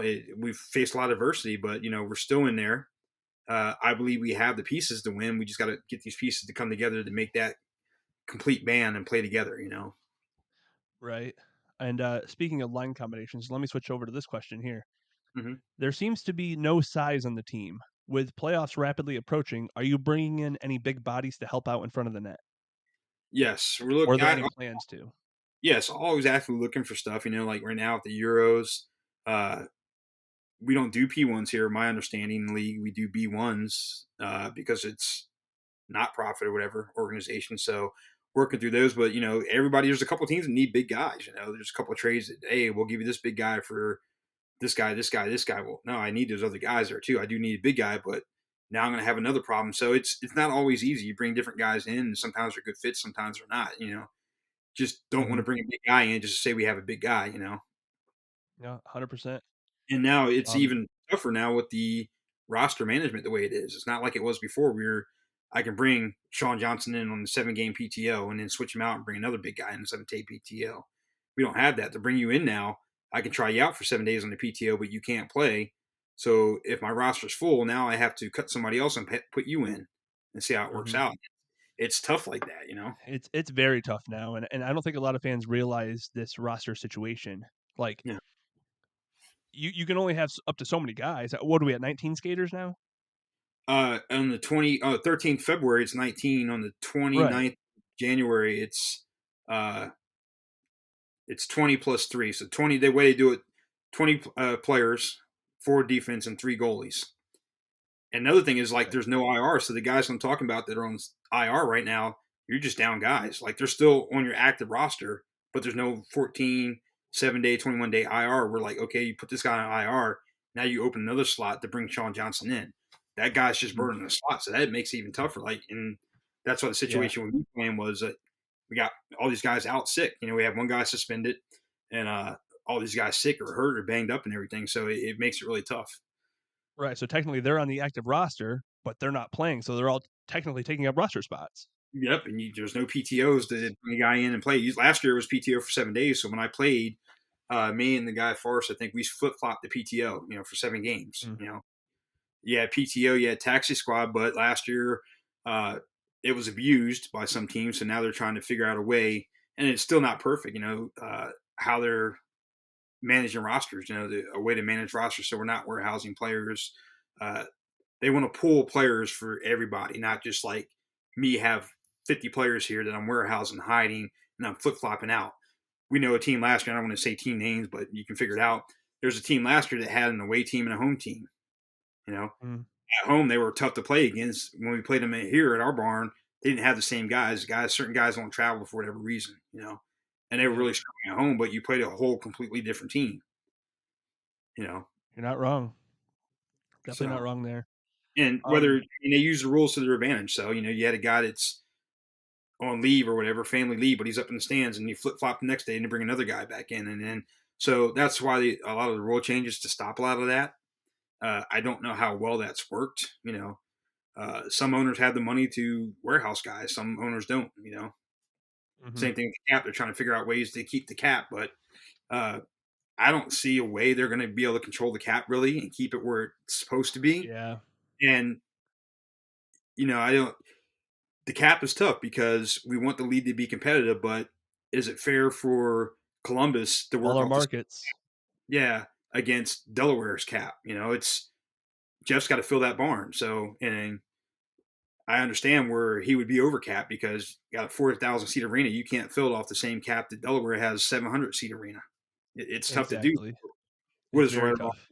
I think if we open the cap up more, and I know it gets dangerous because now we're losing money, as some of the guys have said, hey, if we open up too much, we're losing profits here. But that's why we have people jumping over to the SP because they say the SP is both single A, so it's over. It's not really up. But if you look at where the SP starts, their minimum wage or minimum pay it's a lot higher than ours. Mm-hmm. And then you got the fact that they're playing bigger venues. So the way last time I said I did a thing about explaining how guys go up, players, and they can go up at will if they want. They can stop playing. They're under contract, but they're not under contract. There's no guarantees from either side. I can sign you today and say, yeah, Sean, come on down and come up from North Carolina, play you for a game or two. Hey, you're cut, and you're like, well, here's your check. Your $50 or $100 you're making. You're like, man, that's not even enough to get back to North Carolina.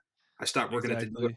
So there's no guarantees on both sides, but it's tough, but it's that lower level league. But the SP, I like to say, is A plus, and we're A.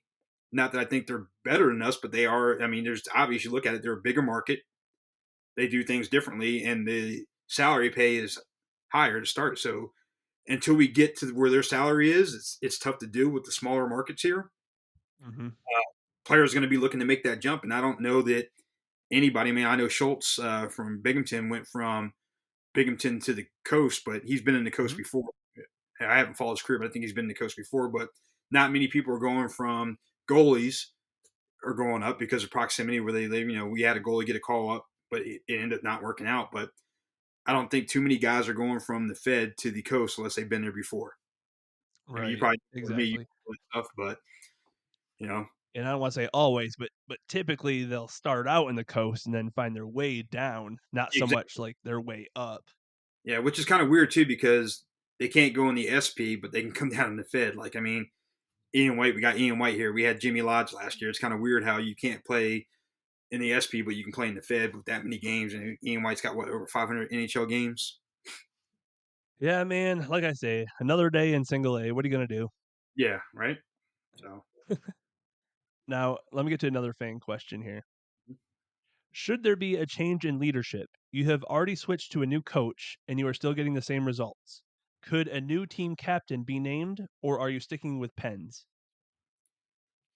with the team in the locker room, I mean, I haven't seen an issue. I mean, I'm not always back there. Like I said, I'm worried. I got the coach back there, but I haven't seen or heard from the players, and I talked to them, an issue with Mhm. pins, to make Right. that change. I And mean, mind you, I don't know anything that you do. These are yeah, just no, simply fully. fan question. People have messaged me and want me to ask these questions. So, Yeah, no, I mean, I know he's been injured a lot and stuff like that, and had nothing to do with playing against Binghamton. He's got some medical issues, and he wants to play, but it's one of those things like we look out on the side of, is it worth playing and like permanently being injured, something tearing later on or whatever, causing you serious difficulties, not going to allow you to play hockey or jeopardize you down the road as far as like your physical limitations. It's single A mhm, hockey, not getting paid that much. Um, but I haven't heard anything from players where like, hey, we don't respect him or he's doing this or whatever. And okay, sometimes, I'll admit, I go in there and talk to guys, hey, you guys can talk to me.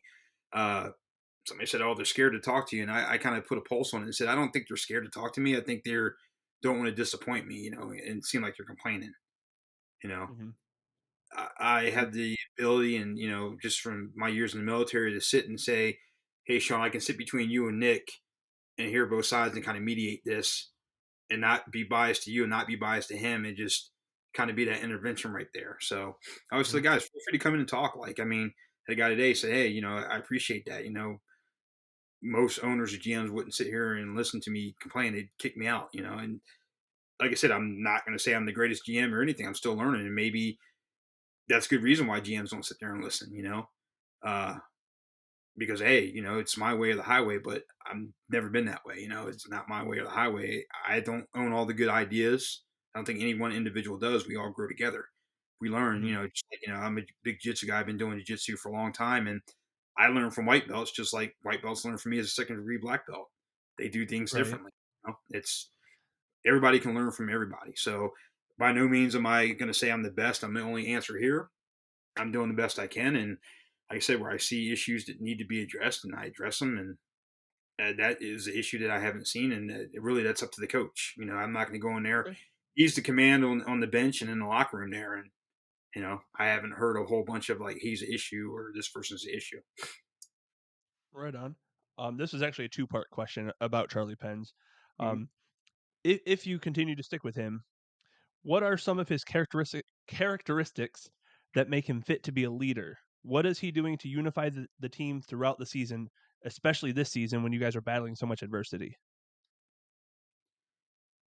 I think he's just a natural leader. Obviously, I've known his dad for a long time, but we don't see eye to eye. But he's been in the league a long time. He's, a guy who stands up and says what needs to be said, and plays. I mean, he's been hurt and he's been playing when he can. We have a AT this year. We didn't have an AT the years before who kind of really looks at the guys. And, you know, these guys as players, they want to play out there, but the AT is like, no, this guy's got this. He's got some other stuff going on, dental work. That's where he's in the bubble right now.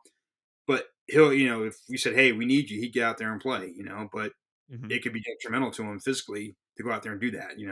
We get him in to get the massages, get the MRIs, and make sure, and physical therapy, all that stuff. I know a lot of people in town for different areas, so we make sure they're getting the treatment they need and getting looked at. And I think he's a guy that still comes every day, brings it, and talks to guys and keeps guys motivated and going. Right. So All right. I know I've taken up a lot of your time. We're down to three more uh, fan questions, and then I'll yep. I'll let you go for the night. All right. Um, what does Watertown need to do to right the ship and become a championship contender once again? Just a team getting together, chemistry, believing in each other, having each other's back. And we're a smaller team. We're a speeder team, but we're a small team. And we have the capability to we beat everybody that we lost to, except for Columbus. In the Columbus games, even our losses, these guys came together. And uh, the night before, I forget what the score was. You may remember. I don't know if you have it there handy, but the next night, one of our best performances was a 3-2 loss. And, we went Mhm. to the Infantry Museum at Fort Benning since we're down there. I had some buddies down there. We set up a tour and got that, and they talked about teamwork and facing adversity together, and how that unifies. And I think that message really hit home with them, and they went out and, like you said, it's a tough game. They brought it, so when they bring it, everybody's on board. Everybody's on the rope. Everybody rides. They have the ability to beat any team in the league. I firmly believe that. Mhm. The goal is to have a good night and stuff like that. So yeah, right now it's been a rough road from what we're used to seeing here in Watertown, but I think they have the ability when they come together here, and hopefully that happens soon. The second half of the season now, we're going to be making some more roster cuts to be in accordance with the league, and just getting that chemistry. Bringing a couple of big guys. We've been looking for big guys and stuff like that, and you know, we need the big guy. We need a goal scorer too, but the budget and all the other stuff too. It's to bring in somebody. You Right. mentioned, why aren't we bringing in veteran players like Bingham's got a lot of it. Well, I mean, that costs a lot of money too. People don't realize that. Like, I'm not going to get, let's say, for instance, Derek Boudreau back here. If he's got a good job, I'm not paying him like a good amount of money. Mhm. And you've been around, so Well, you know what happens and stuff like that. Like, there's a lot you have to pay. right. I know we've talked about this player already, but Parker Moskal. So I know that Elmira is asking a lot for him Yeah. in a trade capacity. Hmm. However, no one's going to bite the bullet and give them what they want. So their asking fee has to come down at some point because they're not going to continue to healthy scratch the kid and continue to pay him. Yeah. No way that happens. So, I mean, So, he's somebody that's on our radar. I mean, he's a great player. We saw what he did in November, player of the month, right? November or October. mhm. We've been in negotiation. We just can't find a good resolution. I can't gut the team for one player, No. and us two making a trade is really hard because we're battling for third and fourth. And Delaware can get hot, make the playoffs, but you don't want to be that fourth place team to say, "Hey, we only made playoffs because these guys were down here." We're up there, and like right now we're in third, I think, by Mhm. percentage or something like that. I think we both got the same points, but percentage are up there, and we may have more wins than them or something like that over them. But like I said, my goal is we make the playoffs. We make it because we made it, not because like, oh, we're fourth. So it's we've been talking about trades today. I talked to Steve twice and Mikey the last couple of days about getting Parker. It may Mhm. work out, it may not, but at the same time, it's like we had that understanding. We're like, well, we got to get a significant amount for him because we're battling out here. We're in the same division. We're outside of division. I see you once like Ryan Devon. He knew he wanted to be in the SP after he got through some stuff, but he wanted to go to Binghamton. It was closer to home because he's going to referee and possibly play part time. I'm like, Devon, I love you, but I mean, I don't want to play against you 8 times out of the year or whatever. I got to send you to the other division where I only see you once or twice. So Right. he understood and he was fine with going to Carolina. And my thing is like, hey, that due diligence, again, I have to make trades with people later on. So I don't want to forcefully send a guy like this issue we have with Parker or they had with Harker was trade him to a team he doesn't want to go to. And now it's like back and forth. And now there's bad, oh, you screwed us over. So when I trade a guy, I want to make sure, hey, when we trade you here, uh, it's just a better fit for us. Are you going to report? Because I don't want to deal with Mhm. he's not reporting. We got to negate the trade and this and that. And we had it happen last year, or the one year I was, my first year back in hockey when Delaware was here. Delaware traded a player to Watertown. He played Sewer or Watertown, and then the guy that they traded for wasn't going to report to Delaware. So after Sewer Mhm. Ball, the guy has to go back to Delaware and ends up playing against the team he just got traded to. Remember that trade? Yep. Yeah. Remember Catrado? Oh yeah. Yes, he had to go back to the Michigan team. boy. Yeah, but he had just literally did the team meeting and played Sewer Ball with Watertown, only be Mhm. told, nope, the trade's negated. You have to go play for Delaware. Awkward Yep. feeling. I just like to make sure Very. guys go there, whatever. And some guys are fine, like, hey, guys in the SP, I got his rights or whatever. Maybe I get him or not. So it's a lot that goes on to trades that fans don't know. And like I know in the beginning of the season, I talked about that because Clarkey leaving that ruffled some feathers, and then taking players or players going with him on their own free will, which I can't stop him. He can sign them, and he's got a job too, so I understand. But it sucks for us. But like I said, hey, new guys, we got a great group of guys who play hard and not as tough. I wish some more hitting there, and we don't have a true all-out fighter in our group. I mean, Mhm. Penn, you do all the heavy lifting is at fighting. He did in the beginning of the season, but he's older. He's probably the oldest guy on the team, but he can still play. He's a Right. solid and not a scorer. Uh, MJ Merkel, Binghamton released him. I was trying to get him. I'm not a big fan of part-time players just because like other guys are working hard during the week. How do I have Yeah, Sean Johnson? that's the reason why he was released, actually. Yeah, I well, mean, it's not that he was a bad player, just Brent didn't want no part-timers. yeah, That and was it all. and I'm not a big fan of part timers. I mean, how do I tell Sean Johnson, who's at practice 5 days a week, working hard to be the number one or be in the lineup, and then the other guy's coming in 2 days a week, and he's not bad, but he's got a job, and he's only playing twice. That hey, he's going to play over you. You're like, man, so why am I busting my butt 5 days a week? Probably making less than this guy. Now he's playing in the lineup. I get it. He's better than me, but how can I get Mhm. better if I'm not getting an opportunity? So that's my take on part time players there. And Ryan Marker, good friend, we talk all the time. Even in the off season, been down to his house in Jersey. You know, his whole saga in Delaware going on. I mean, I wouldn't pick him up because he's doing inline one, and like, why would I pick you up and you're playing another sport where you could potentially get hurt? And two, you're Right. paying him part time, so it's hard to tell another guy skate hard, earn your spot when this guy's coming in, just for practice, just for games, and not having that consistency. So No, I definitely hear you there. We were just talking about the standings, and you are correct. Watertown sitting in third place, Elmira in fourth. You guys are tied at 29 points apiece, but Watertown edges out the Mammoth with win percentage. You guys are .372, and they are .345. So right there. yeah, it's tough. I mean, you just saw this last weekend was pretty crazy. Like any team can win any given night. It's just back and forth. Like what Mississippi swept Danbury, right? And then Carolina Um, swept Columbus, right? yeah, Yeah, yeah. Those were Friday the 13th. I'm telling you, it was crazy.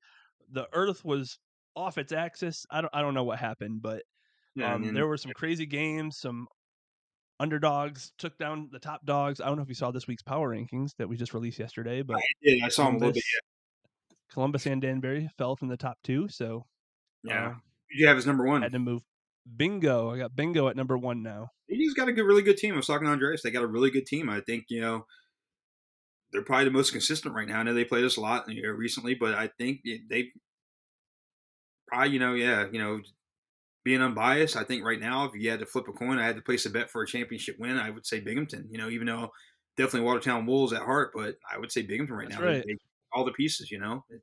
It's a good veteran team. I mean, Yarwood, Gurridge, Powell, Coachman, Schulte when he comes back, and all the other guys supporting pieces there. They got great goaltending. Like they got a great team, and really good. And I don't know They do. Sherwood much, and I don't know what happened there with their coaching situation, but they got a great team, and they're going to be tough to beat down the stretch. But we beat them before, and we got one more game with them, and hopefully get our chemistry together. And there's times when we play them tough in the beginning, and then we kind of like we got to get to that hill of like a goal goes down, and it's not the end of the world. Even if we're down two, it's not the end of the world. Crazier things happen. Teams come Oh back. yeah. Elmira was just down, and they came back and won that game against Delaware. And Delaware, they're sometimes they're hot, sometimes they're cold. A lot of times they're cold, but you catch them hot, you never know, you know? You just never know Yeah. because in 2017, the Carolina Thunderbirds, I think it was their inaugural season. I think the Wolves played them, and we were in Carolina. We were losing 4-0, and it was the third period. And Kraz is just like, you know what, we got to change out our goalie. So I think Karpinski went in, Dubé Richon came out, and the team just woke up, scored 4 unanswered goals, tied it up 4-4, go to OT.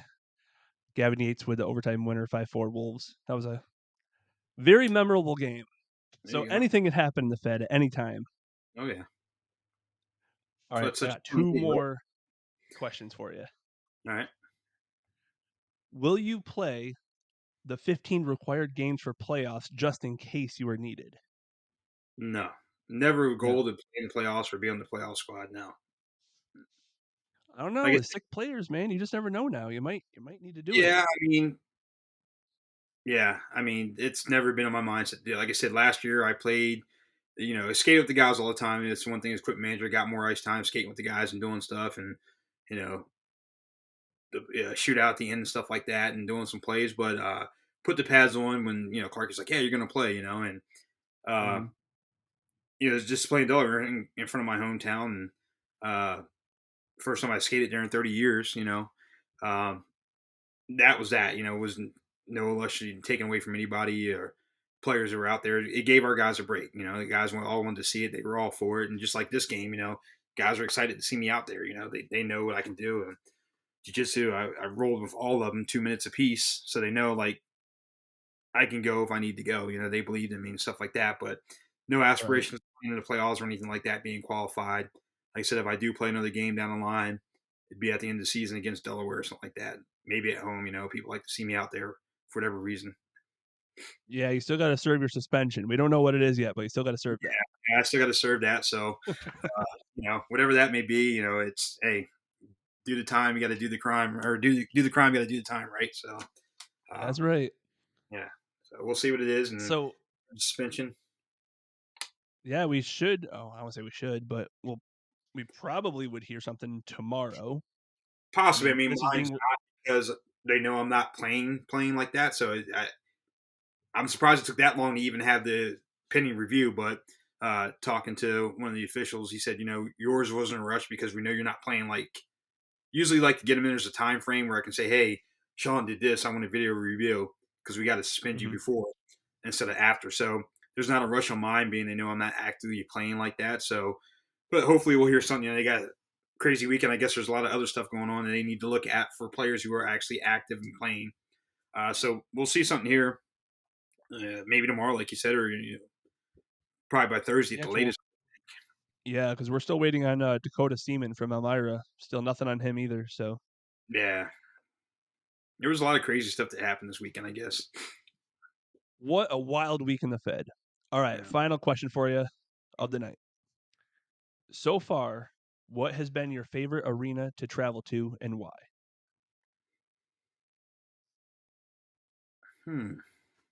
Man, it's a tough one. Like, man,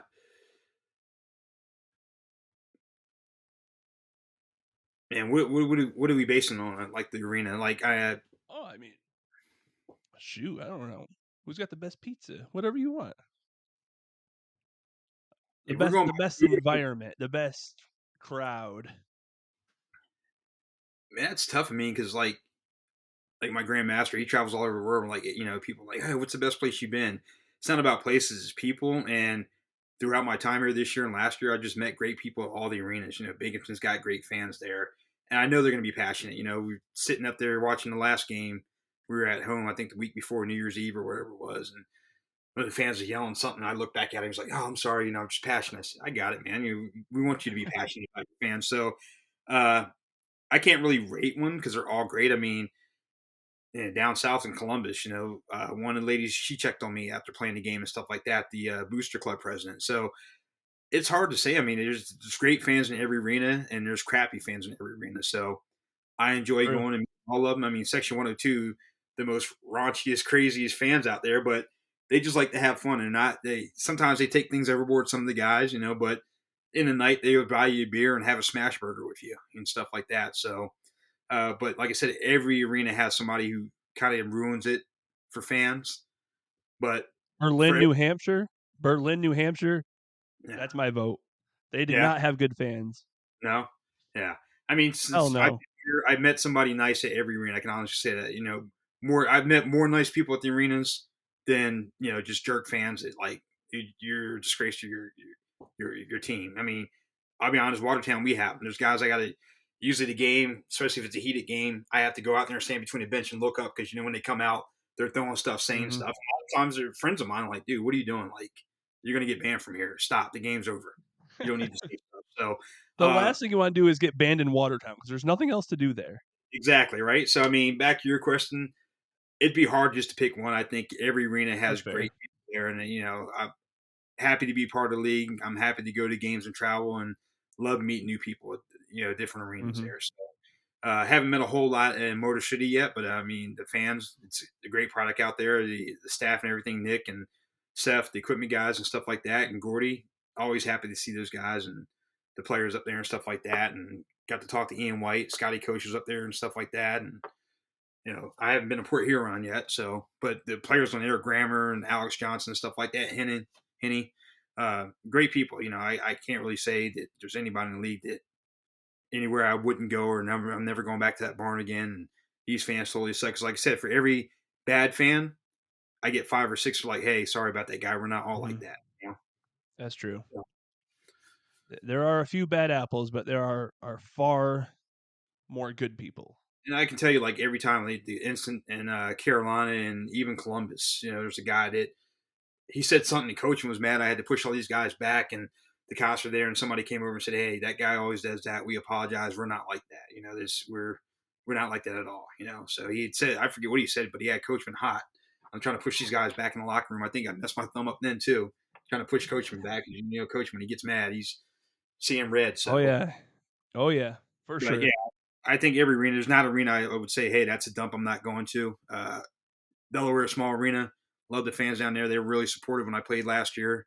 There's even a couple signs made for me out there. Hmm. So we're really excited and stuff. And come over and say, hey, Doc K down there, their doctor said, hey, you inspired me to play. I went and brought a stick. I'm going to start skating. That's all right. So me and you will be playing next time together. So, but no, I mean, Goodness just gracious. yeah, it's tough to pick one, but yeah, I'd say all of them are great places to play. Really.